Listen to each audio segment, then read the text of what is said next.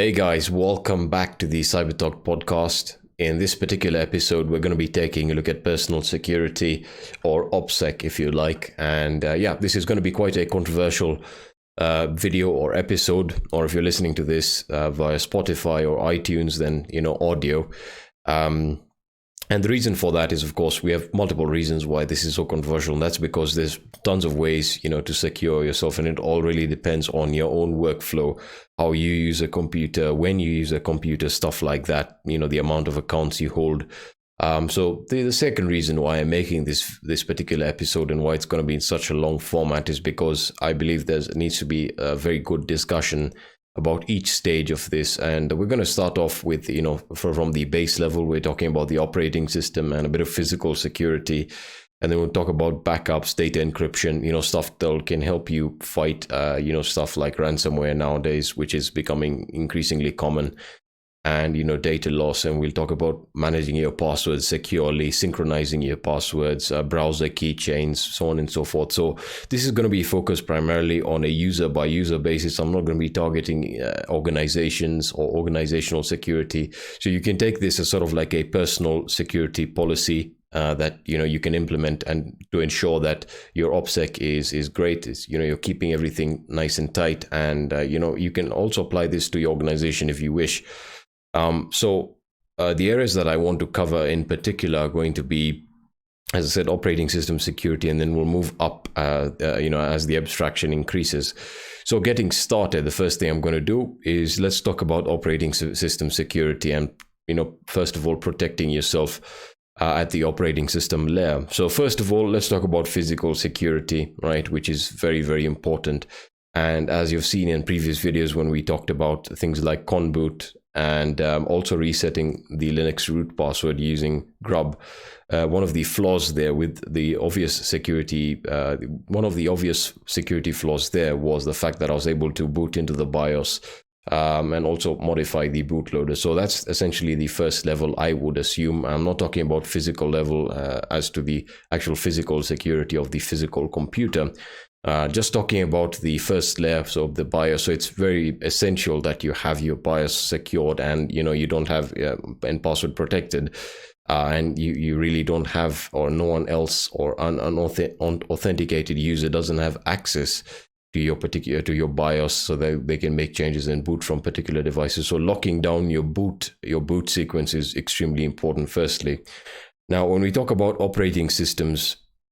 And I'm going to be sticking to Windows and Linux or Unix, and I'm not going to be talking about macOS, mostly because I don't have any experience with that as much as I would like. So again, you can take that with a pinch of salt. But talking about Windows and Linux, of course, each of these operating systems is going to have its own nuances in terms of security. Windows being the most targeted operating system by viruses and malware. The first thing you need to do is you need to actually secure yourself with an antivirus. And Windows Defender does a pretty good job. I'm not going to judge you if you use Windows. That's entirely your choice. So as I said, Windows Defender is now getting extremely competent at detecting, new strains of malware early on, and also offering ransomware protection to some extent. And the way it does this is by offering you a backup solution. So if I open up my browser here, I'm just going to introduce you to what I would use on a Windows system. And again, there are tons of other antivirus options available for you. But in my opinion, I think Malwarebytes is doing the best job because, again, you can go through their website. We're going to be having a write-up on this on hackexploit.org.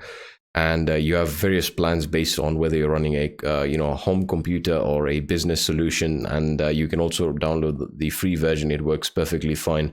I've used it for a long time, and it really is fantastic. Offers you internet protection as well against phishing attacks, stuff like that. So that's something you want to take into consideration. As I said, I recommend Malwarebytes. It's one of my most reliable antivirus solutions that I've used. And you can check it out for yourself. There are tons of other solutions. I'm not going to touch upon antivirus that much, mainly because I know it's not going to be a primary focus, because you buy an antivirus, and depending on what you download onto your system, it either works or it doesn't. And when I'm talking about file downloads, I'll talk about torrenting, and those of you who usually are fans of pirated software and why that's not a good idea anymore, with the increasing popularity of ransomware.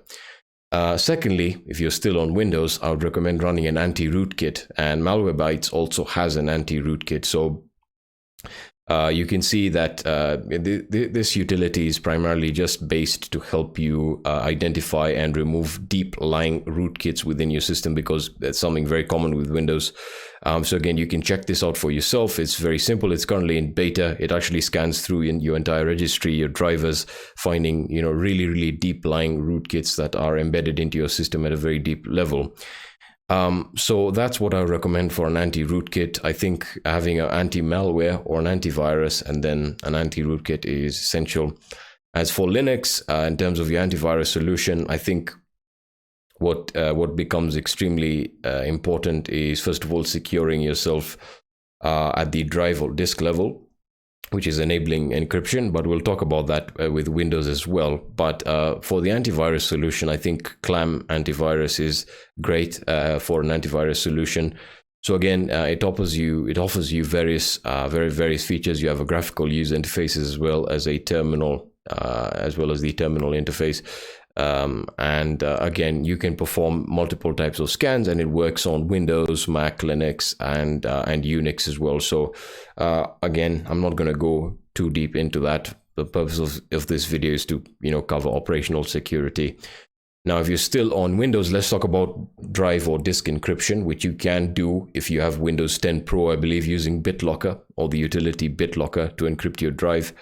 And this is very important because, again, if you encrypt your drive at boot, or you have an encrypted drive, it means that no one can really recover your data without decrypting it. So I'm not going to go into the in-depth of what encryption is and how it affects your system based on whether or not you encrypt your drive. But just putting everything short, or cutting it short, encryption is really good for securing your data from unauthenticated access. And again, you can use it to store secure files. You can encrypt an entire drive. It's entirely up to you. And you can do the same with Linux. In fact, many Linux distributions come with the ability to encrypt the drive from the install going forward. Now, when talking about software updates and upgrades, Linux, of course, handles it very well. You're based on your distribution, whether you're running a rolling release, or whether you're running your distribution on rolling release. So of course you have Arch Linux, you then have Ubuntu, and so on and so forth. So your software is updated, and you can keep your software updated really well by running various cron jobs or a bash script for that. However, on Windows this can become very cumbersome, and one of the solutions that been a real lifesaver for me, especially when dealing with organizations, is Patch My PC, right? And this can be found at patchmypc.com. Now, Patch My PC essentially is a free-to-use program that allows you to keep over 300 apps and programs on your computer up to date. So again, you just run the program, and it scans through all the programs that you have installed on your system, and then it automatically updates them for you without you having to go to the individual vendor sites and doing that yourself. So that's a great utility. Again, you can find that within the description section or the podcast notes if you're listening to this via audio. And again, there'll be a write-up of this particular episode on hackersploit.org. So I'm not going to be touching upon, the more utilitarian aspects of this video. We're talking about updating your system, encryption. So now that we've talked about that, I want to talk about browser security, which is interesting, and essentially protecting yourself from being fingerprinted by various websites, which is very important. And choosing a secure browser that meets your requirements or your security requirements. So typically nowadays the de facto standards are always going to be Chrome, Mozilla, or Safari if you run Mac. I'm not really familiar with that. However, we have new players on the block that offer a secure experience, one of them being the Brave browser, which again is very good at blocking fingerprinting by many websites and has very good blockers. And it's entirely up to you as to whether you want to use a browser that essentially controls what you see based on the advertisements they show you, and also protects you from trackers and stuff like that. But Brave, in my opinion, is a fantastic browser. Has very great blocking for various trackers that sites actually set up. So, and through your cookie file can actually trace you and trace your browsing history and what your content preferences are. So Brave in that way is fantastic. So you can check that out. You can find them at brave.com. So the great thing about Brave, again, their whole agenda is to take back control of your browsing experience and you do that by blocking ads and trackers. And of course, that's very important because if you're someone who's not completely tech savvy, you just use a computer for work, opening documents, browsing the web, watching videos, then I think one of the important things you need is a browser that blocks malicious ads, right? So typically on the internet, we're going to have, two types of ads, unfortunately. At least that's how I sort it. One of them is going to be a genuine ad that, we have legitimate companies trying to advertise their product, and I have no problem with that, right? And I actually, if I have a website that running ads, or a YouTube channel that I support running ads, I will disable my ad blocker for their channel so that I can support them by watching their videos and, effectively being monetized, because that's my way of supporting the creator or the website that I'm visiting. However, we then have the second tier of advertisements, which are malicious in that they're essentially trying to actually get you to click on something on the basis that it's they're offering you something, and then it's something entirely different. So usually you'll find this happening on a lot of children computers or a lot of elderly individuals computers, in that they browse around the internet and they're new to this and they see an advertisement and they assume it's legitimate, because in the real world every advertisement is of course is certified, and you can put up something that is malicious. So they assume, or they bring this assumption with them onto the internet, and you just click on all of these advertisements promising you different things, promising you or offering you a gift that they want something, you want a new iPad, and you just need to click over here, give us your personal information, and then they say, hey, we need to ship this to you. Can you give us your credit card or your debit card details? And they do that, and then of course they essentially get scammed, and their information is stolen. That's on the elderly side of things. Now, when you talk about children, the obvious thing that they're going to do is engage in gaming, right? So they want to play games on their computer, and the first thing they're going to do is search for games, and most of the websites that have been set up that to offer free games or to target the child demographic who are just getting their computer for the first time are going to, of course, load it with tons of malware, like crypto miners, stuff like that. It's becoming actually very common now. And they're going to be loaded with advertisements that are really not suited towards children. We're seeing that quite a bit now. They really don't care as to what advertisers they actually advertise in their programs, games, applications. And then, of course, we get to the most important aspect, which is piracy, right? Now, piracy is not something that I support. I understand it. I understand torrenting and how that plays into piracy, because it really does, in that it offers a decentralized solution for sharing files, and I love that technology. However, as we know from the early 2000s till now, I think torrenting is extremely popular and essentially allows you to distribute or redistribute illegal material or pirated material that again validates every copyright law out there. Now, of course, this seems harmless, and you're like, if I can get something for free, why don't I just do that instead of paying for it? It sounds smart, right? That's something that's a conclusion you would arrive at logically. However, if you look closer at it, and how the whole torrent and piracy system is set up in conjunction with each other, you're dealing with a system that is really about making profit or making something on top, if you know what I mean. So typically, again, based on how older sites used to read, and let's just use the example of games. So games are the most pirated piece of software online, and movies on top of that. So with games, you're essentially dealing with a program or an executable, right? And we used to have various game crackers out there, and various game cracking teams that would essentially buy the game legitimately, and then crack it, reverse engineer it, and crack it and offer and essentially repack the entire game again, and then redistribute it. And the way they would make money off this is is by putting it on their website and having advertisements on the website. And then, because you get a lot of traffic, you generate money, so on and so forth. And you're able to make a profit or, on the price of the game, right? So you buy a game with the hopes that you'll be able to make enough profit by cracking it, by offering the cracked version of the game for free to download.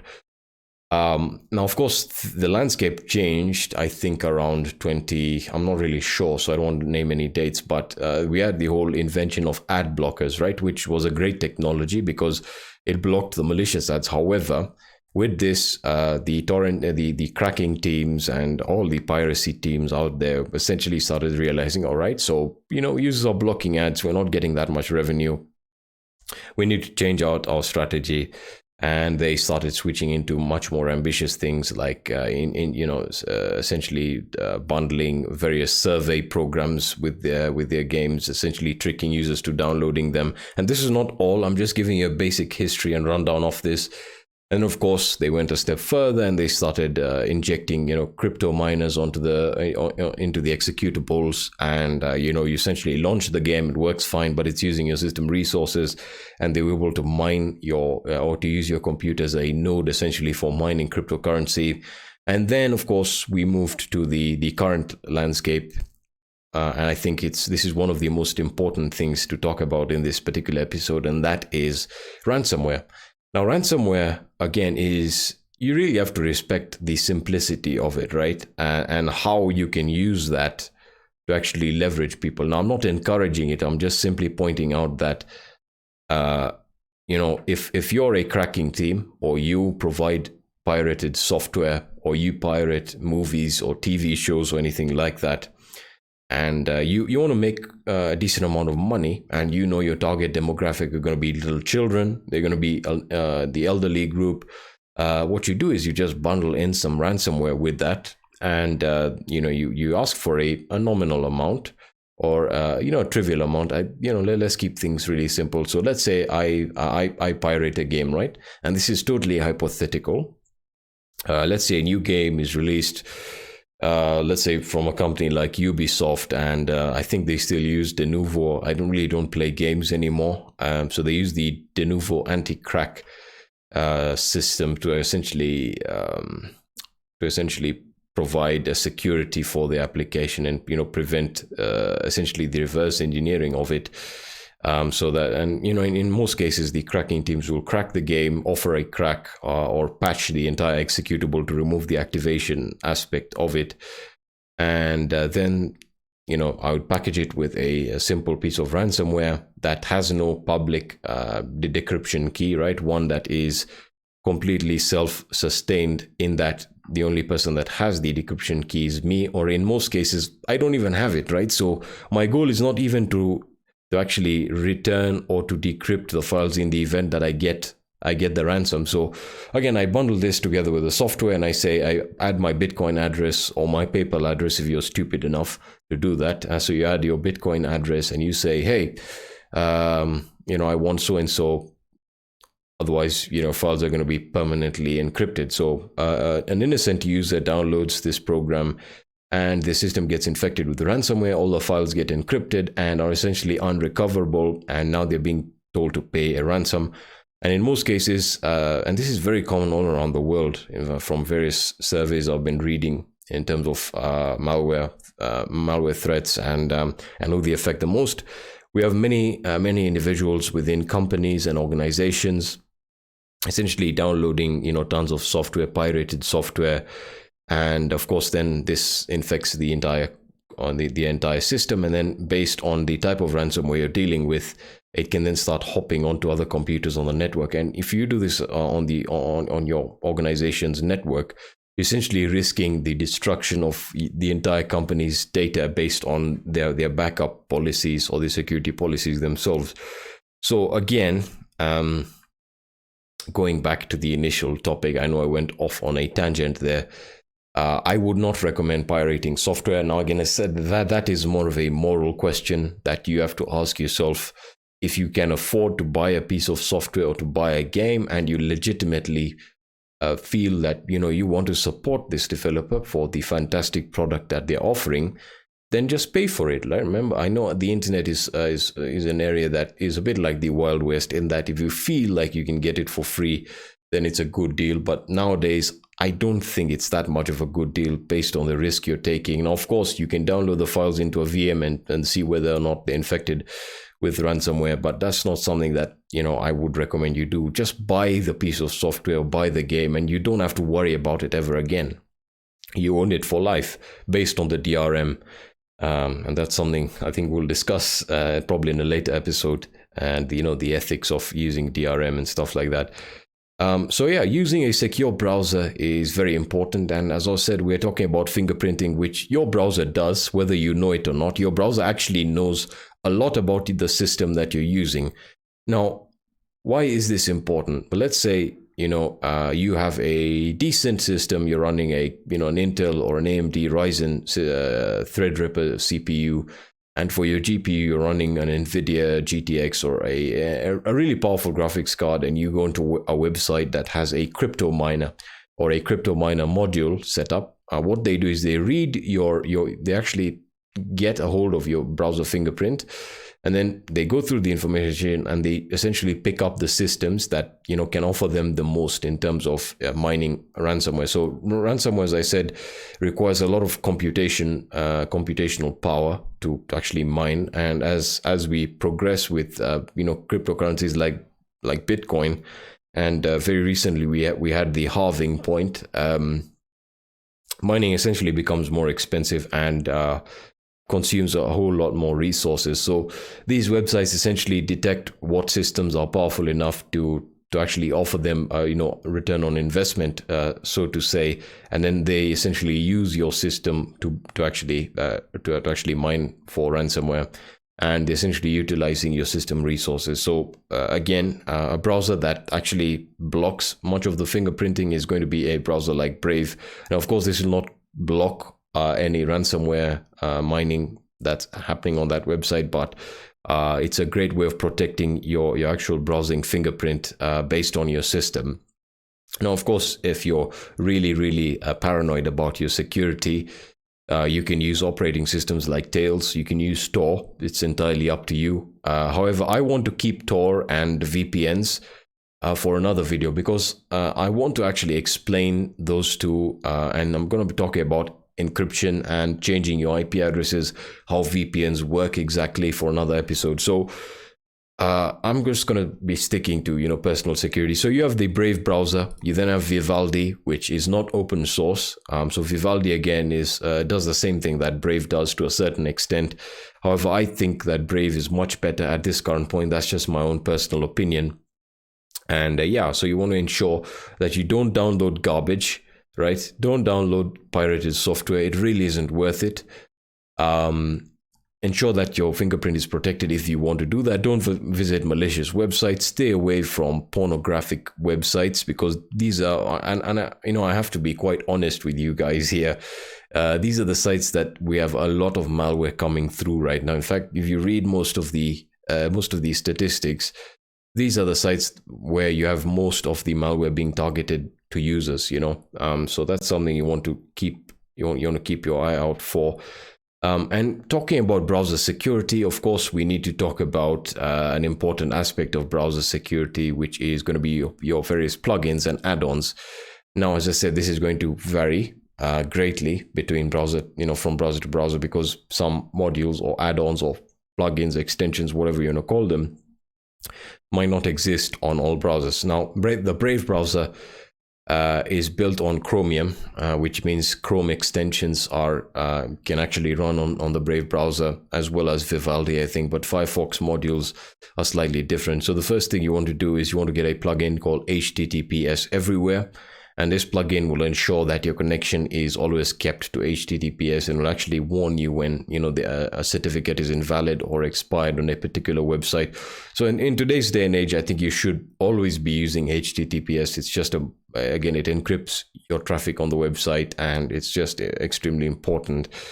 The second add-on or plugin I think you should have is a password generator. So I'll talk about password security in a second. So password generator essentially allows you to generate your passwords really quickly on the fly. And again, if I just search for one here, If I just search for a password generator, you usually have a few good ones here. And the reason I recommend a password generator is mainly because you always want to be generating a new password for any new account you actually create or sign into, right? So there are tons of password generator add-ons, and essentially they allow you to generate a password using various variables and parameters. So you can specify the password length that you want, any special characters, uppercase, lowercase, numbers. So again, I'm not going to talk about password security because I think if you are an IT professional, you know that a password should at least be 8 characters long, should include uppercase and lowercase letters, numbers, symbols. It needs to be quite complex to avoid, easily to avoid hackers being easily able to guess your passwords, which is still very common. Surprisingly, you still have users writing in their name and their birthday, their name and the day they were married or something like that, which is going to be extremely easy to get through. So your password is sort of is the most important. So you want to have a really long password, really complex, and you can generate them using password generators. But let's talk about password storage, which is an area that I'm actually quite vocal about, because if you have, and in today's day, there's an account for every website you sign up to, whether you're talking about your online banking accounts, whether you're talking about PayPal accounts, you're talking about your email, your social networking websites, your subscription sites. You could also have if your government offers services online, your government online portal requires an account. And so you have all of these services that you utilize with an account that also have a password. And all of these areas should now be seen as a single point of failure. So let's just take a scenario here. Let's say you essentially are using the same email and same password. This is very common for every account that you own, right? And the reason you do this is quite innocent, right? And many elderly people do this, many young people I've seen do this, where they sign up to all websites with the same email, same password, right? So the password is extremely simple. As I said, it's a pseudonym for something that's important to them. It could be the name of their parent, their spouse, their pet, with just a few numbers at the end, or a combination of numbers that's extremely important to them, and that's it. And then they use it for every website that they won't want to sign up to. Now, the problem with that is, if one of these websites gets compromised in a data breach, I'm not talking about your account only being compromised. If a website or a service gets compromised, which happens every year, we can see it now. And that's why we have websites like haveibeenpwned.com, which essentially allow you to check and see whether your account or your email has been leaked or was part of any particular data breach. So what happens is, let's say you sign up to a forum, right? And this is a forum about one of your hobbies, and you're really passionate about it. And what happens is, this forum does not have proper security, and they have an insecure server. And what happens one day is an attacker is able to successfully get onto the server, dumps the database tables, and within those database tables, they of course have the users and their relevant passwords. And guess what? You're part of that database table, and they go and post this actual leak, these credential leaks, and your account, your email, and that password are now leaked. All right. So what's going to happen is, you're going to get, or have individuals or hackers, they're going to sell this leaked data to hackers that are then going to automate the process of checking your email and password for every possible service and account online. So they're going to check Facebook. They're going to Facebook. They're going to log in with your stolen email and that password. And if you're using the same password, guess what? Your Facebook account is now compromised. All right. So they now have access to your Facebook account, if anyone still uses that anymore. They're now going to target Instagram. That works. All right, we got his Instagram. They then change the default credentials or your credentials, and you're essentially losing access to all your accounts because you wanted to use the same password. So the first tip here is, use a unique, strong, random password for every account you create.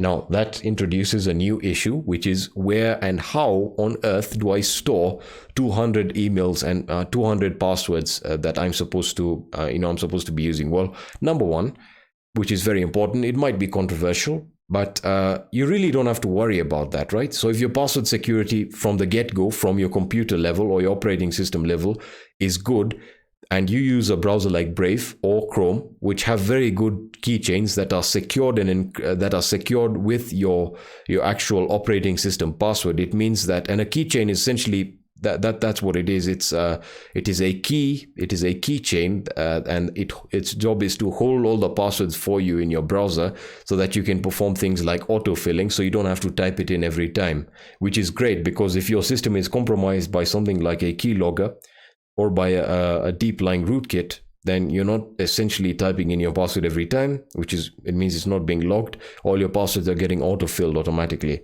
Now, as I said, keychains are not really, they're not looked upon with great confidence. And that's because, again, it offers a single point of failure in that if a hacker gets access to your operating system password, your browser keychain is most likely going to be secured with your operating system password. But what you can do is you can separate the two, at least on Linux. I know that's how it works, is if you change, let's say you have an initial password for your user account and you install Chrome and you start using that, you start using Chrome and you start saving your passwords within the keychain. And again, when you try and view the password stored in the keychain, it's going to ask you for your operating system password. So you enter the password. If it's correct, it allows you to view all your passwords. If you change your password after you've set up your system, the browser keychain is still going to be stored with the previous user password. So in that way, you can separate, you can then create two points of failure here, where if your operating system is compromised, then they really can't get access to your browser keychain. However, that's not something I would rely on. So in terms of password security and password storage, I would recommend using a piece of software called Keepass, right? So Keepass essentially allows you to store all your passwords in an encrypted format, right? So it's just a database where you can store your passwords, and this is something I really recommend. Now, when I say it's encrypted, it means that you actually use a password to secure your password database. Now, that may sound a bit confusing, but it really is fantastic, because you can store your password on your system, and without the password that you use to secure your Keepass database, no one can access your passwords, right? So let's say you have 200 accounts and you start generating new passwords for all of these accounts and you start storing them in your Keepass database.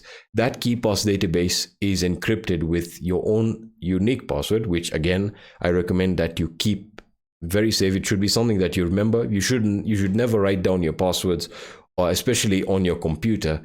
In terms of doing it physically, again, many people do that. I wouldn't recommend writing down your password on a piece of paper. Maybe if you have a safe or somewhere that you know is secure, although it's not something I recommend. I know a lot of people who do that manually, actually, but again, I do not recommend storing your passwords. And I've seen many people doing this. Many students do this as well in university. They open a TXT file and they start saving all their credentials within the TXT file. Now, that is an unbelievably stupid thing to do. And I'm not hating on anyone, but you really need to look at your passwords, your credentials as keys to various services that are very important. And if your identity gets taken online, you're in a real mess, and you can take up to almost 10 years to recover your identity fully on the internet. So you guys need to take this very, very seriously. I recommend using Keepass. Now, of course, when using a database like Keepass and using multiple devices, so you may want to, log into your favorite websites on your mobile phone, on your tablet, on your laptop, on your main workstation. How do you synchronize all your passwords? Well, as I said, many browsers like Google Chrome, which again, I'm not going to go into whether you should or shouldn't use it, offers you the ability to synchronize your bookmarks, passwords, everything, essentially all into one Google account. So if you install Chrome on Android and you actually enable the synchronization option, you'll be able to access your bookmarks, passwords, etc., all on your mobile device, which again, the keychain is going to be secured with the Android device's security mechanism in the so if you're using a fingerprint, it's going to require you to put in your fingerprint. So it's really secure on all ends. However, as I said, I don't recommend that. I would recommend setting up or using a password, a password database like Keepass. In terms of synchronization, there are tons of companies online. Like one of them is LastPass, that actually offers themselves as they offer the service to store your passwords for you and then synchronize them through a browser extension. Now, I wouldn't recommend this because, again, that's a single point of failure. If that company gets breached, your passwords are going to be breached. But of course, they offer encryption and stuff like that. So that's entirely up to you whether or not you want to use a service like that. It's a paid service, of course. One of the great things about running your own systems is the fact that you control all the variables. So what I can do if I want to synchronize my database password is I can set up a Nextcloud instance or on a VPS, and then I can have all my important files. I can essentially set up my own cloud instance. I don't recommend you do that if you don't need to, but that's how I would go about syncing my passwords. So, I set up a Nextcloud instance, and this is on a personal private server that's not exposed to anyone else, right? And I have the database file sitting on there, and I can access it from anywhere in the world. And again, as I said, the passwords are fully encrypted. So I'm the only one who can actually put in my password to actually access that. So for password security, I know I rambled a lot there. That's very important. Now, when talking about authentication, we now have new security features that have been implemented, which offer, now multi-layer security, which is two-factor authentication. Now, two-factor authentication is something that in its earlier versions, when talking about text message based two-factor authentication, where once you log into your account, if you have two-factor authentication enabled, they send you a message, a verification code to your phone number, and you then enter that verification code, and then the system or the service that you're using is able to verify, all right, this is the person who is the person who is claiming to actually access the account is that person, right? So they're able to identify or to verify your identity that way. And of course, that was I've already talked about this. That was we had many attackers or campaigns called SIM jacking campaigns, and essentially these are very targeted campaigns at particular users that usually have a lot of digital currency on them. That we actually had a previous episode on that on the Hacksploit podcast, where I covered a very good example of this and how this was orchestrated. And I'll just go through it a little bit.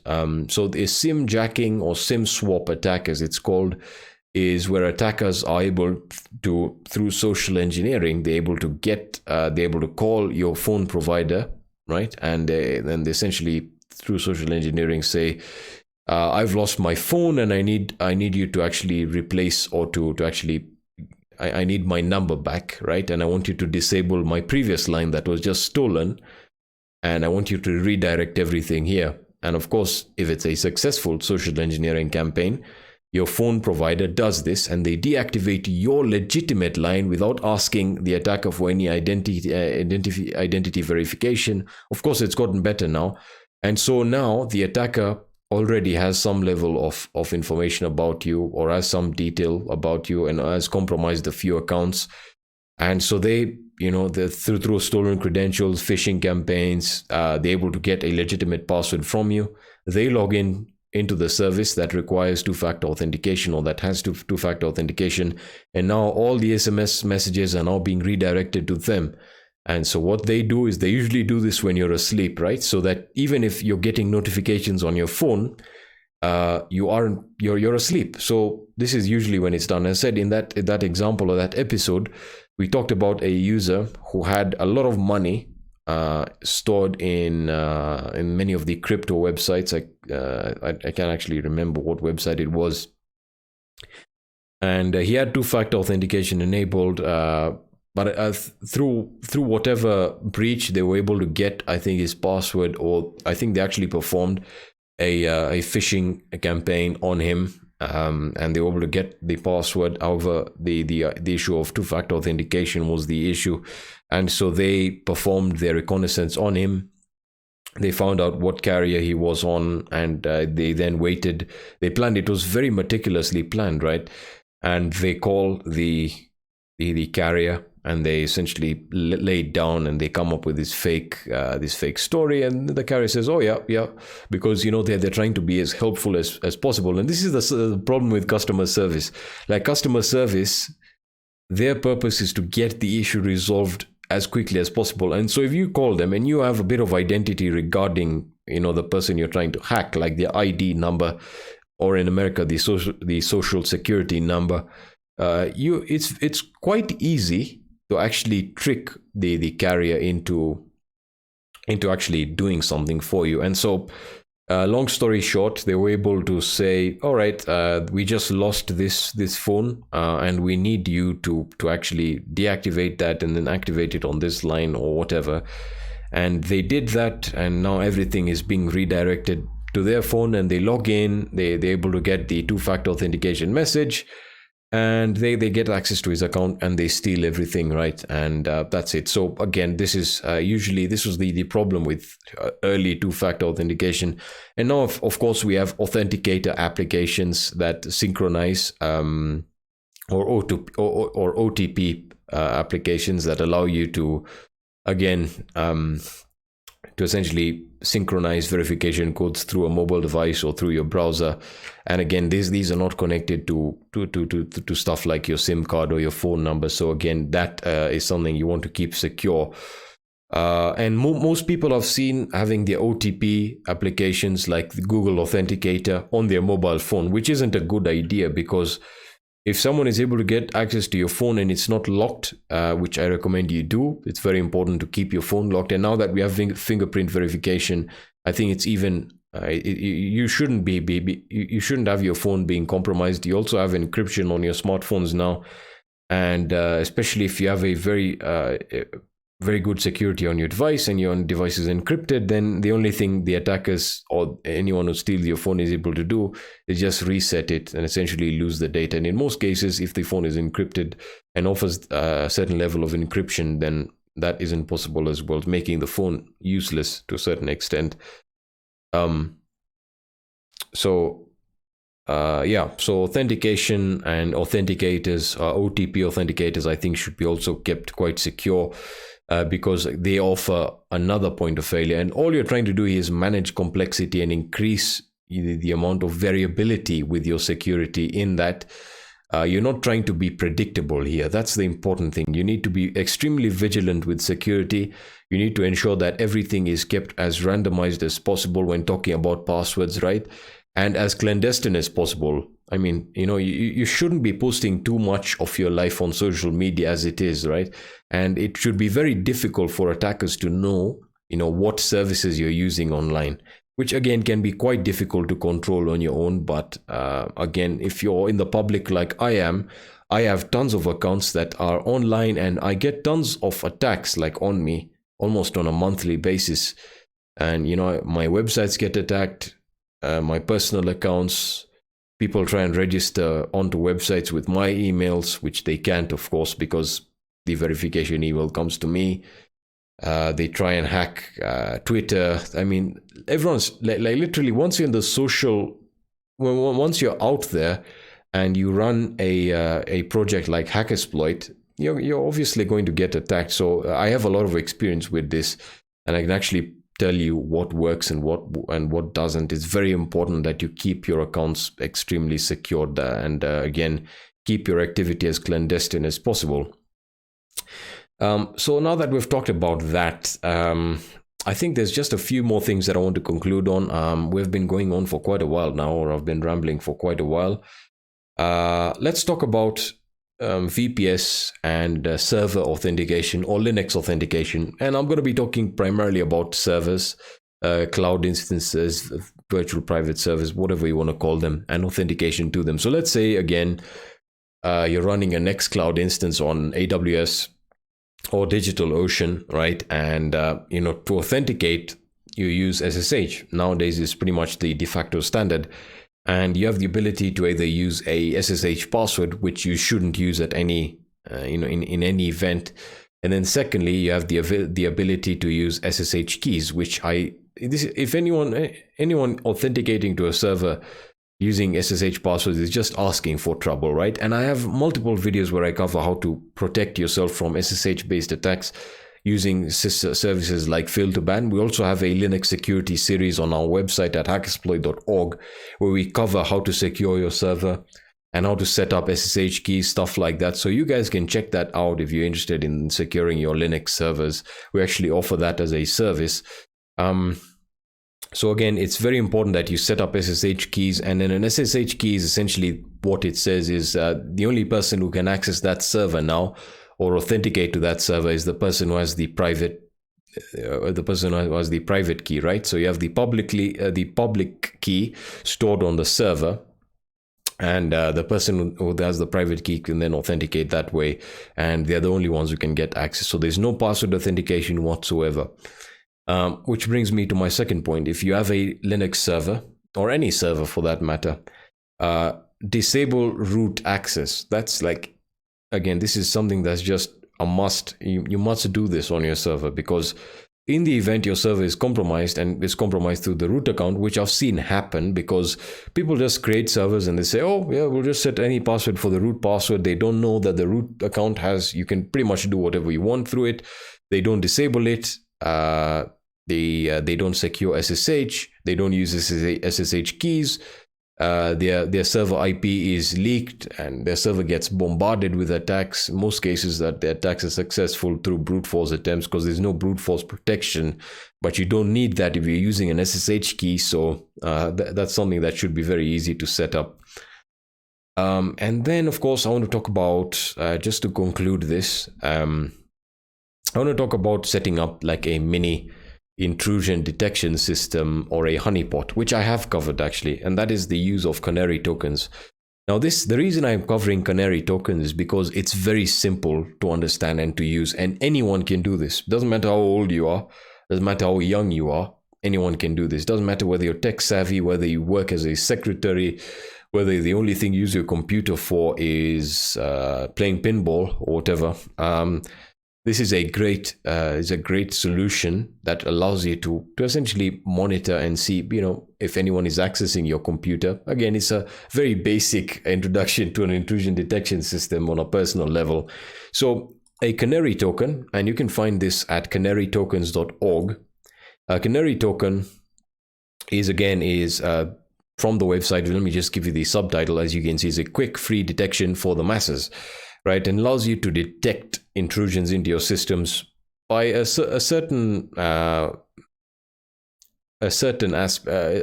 technique that could be considered to be social engineering. So the thing is, you go to the website and then you select the type of token you want to generate it. Now, the types of tokens are based on the service that you actually want to try and emulate here. So, for example, let's say I want to set up a Canary token on my Windows or Linux system, and again, this is going to tell me if anyone is accessing or if there is any intrusion on my system. So the file formats are either a URL, which can be used for tracking, which again, if you send to someone, you're able to see, all right, that URL was visited. So that's simple. You then have a DNS token, a unique email address, so you can set up it's almost like a if any of you have used an Android application called Tasker, right? It allows you to automate things. So again, you can generate a token based on whether or not an email is sent to a unique email address, so that you get a notification,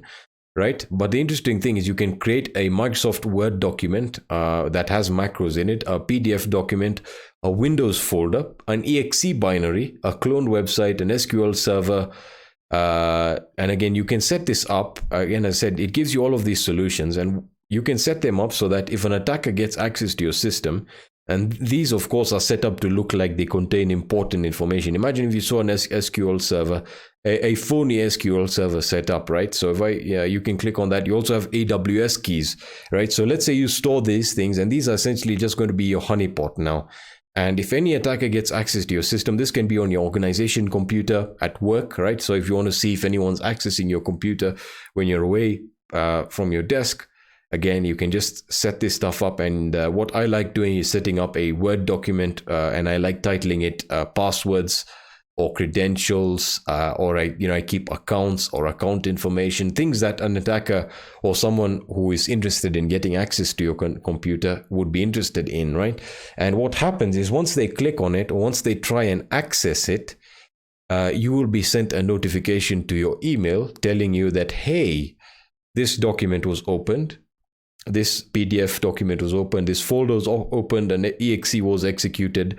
There is an intrusion on your system. And of course, that's going to be very interesting for you, because if you're not at your system, and let's say you're back at home and someone's accessing your computer, you get news of it much faster than any intrusion detection system would, especially if the attack is coordinated through a single user into the system. And this is a great system that I don't see many companies deploying, but it can be extremely useful, because attackers will usually have the presumption that people working in an organization using a computer are generally foolish, in that they make a lot of mistakes, they store a lot of important information on the systems, they leave everything unsecured, and this is sort of a way of playing into their own trap, right? So you can set up all of these honeypots around your network, and again, they'll not prevent an attack, right? This is not preventative, but they allow you to actually detect attacks or intrusions into particular systems.